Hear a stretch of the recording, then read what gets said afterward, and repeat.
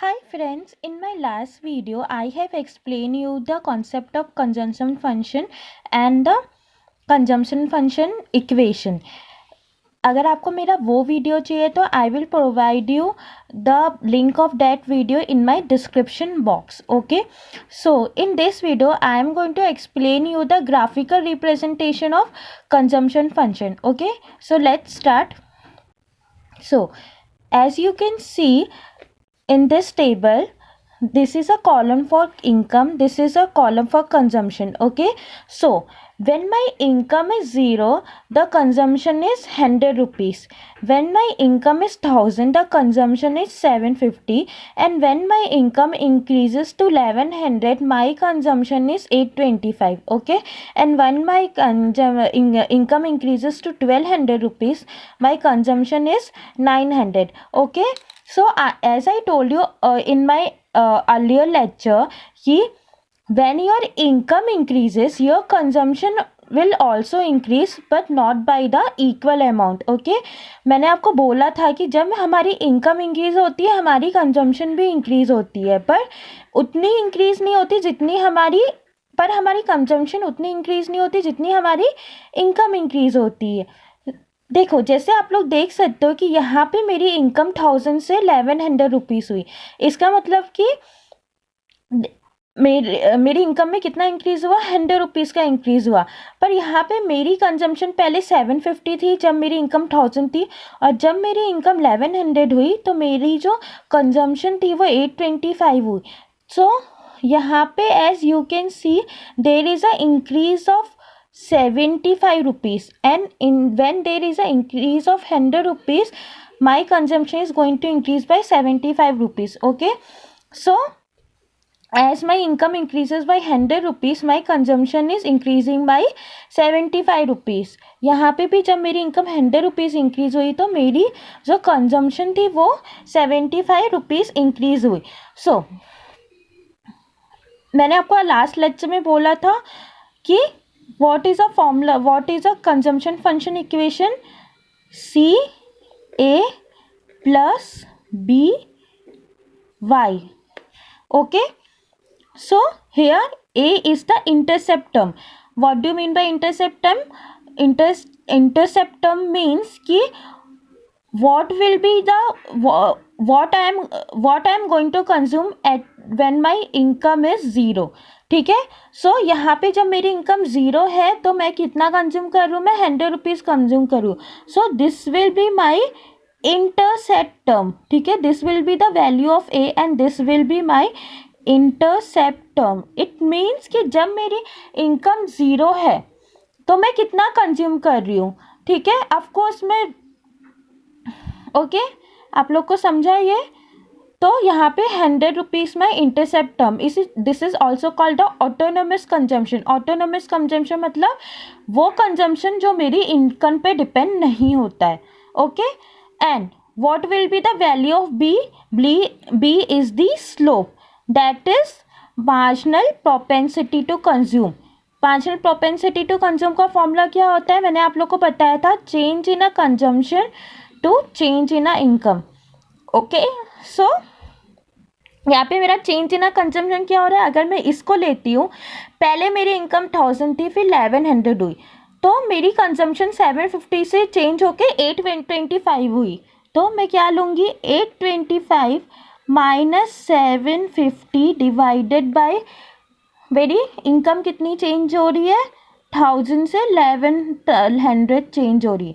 तो कितना आएगा ये, 75 by 100. सो कितना हुआ, so my marginal propensity to consume will be 0.5. It means कि when my income is going to increase, so I am going to consume 75% of it and saving 25% of it. ठीक है,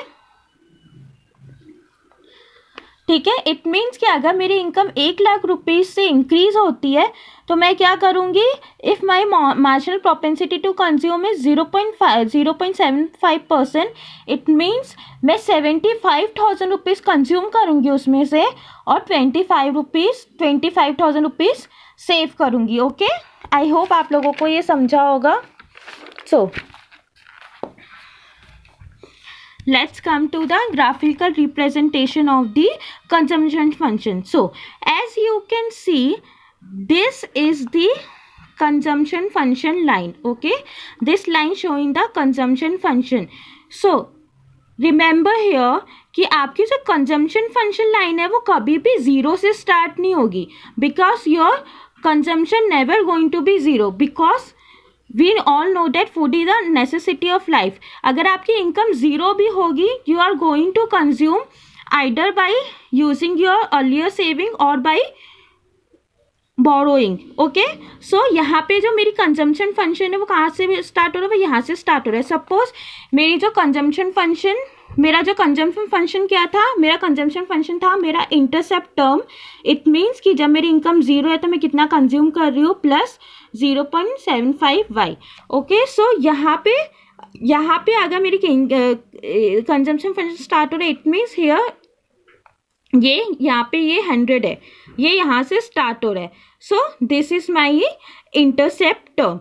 ठीक है, and ये जो OZ line है, this is the income line. ठीक है, this OZ line representing the income of a community and this CC curve representing the consumption of a community. ठीक है, remember this OZ line is equally distant from both the axes, that is y axis and x axis, and on the y axis we are measuring the national income and on the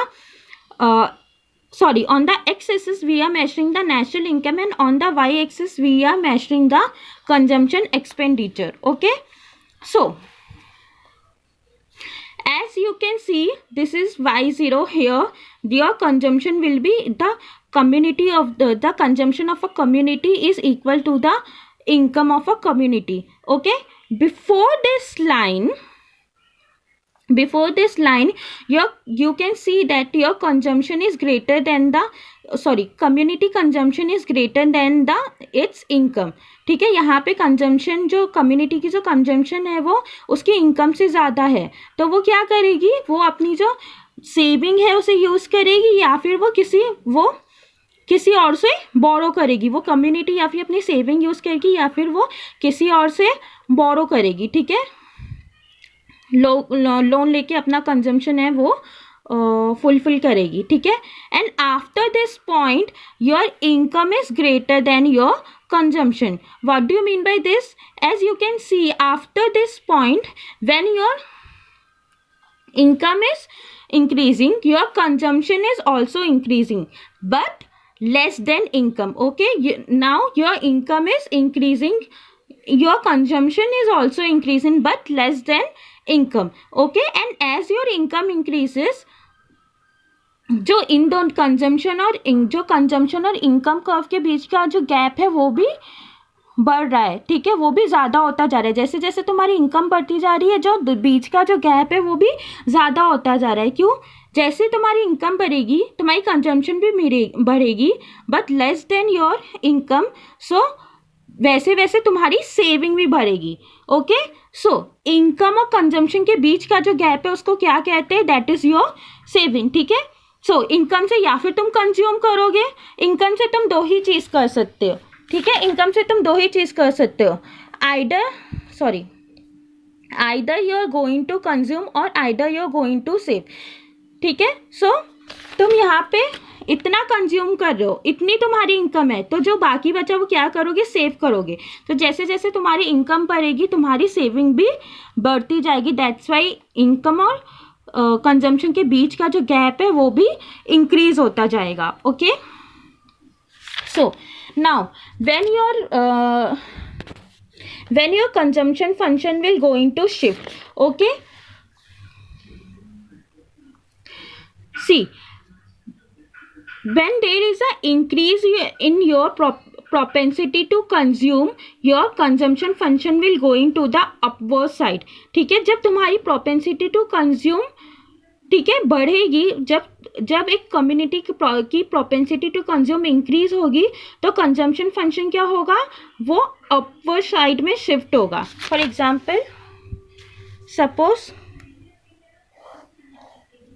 this is your income line and this is your consumption line earlier.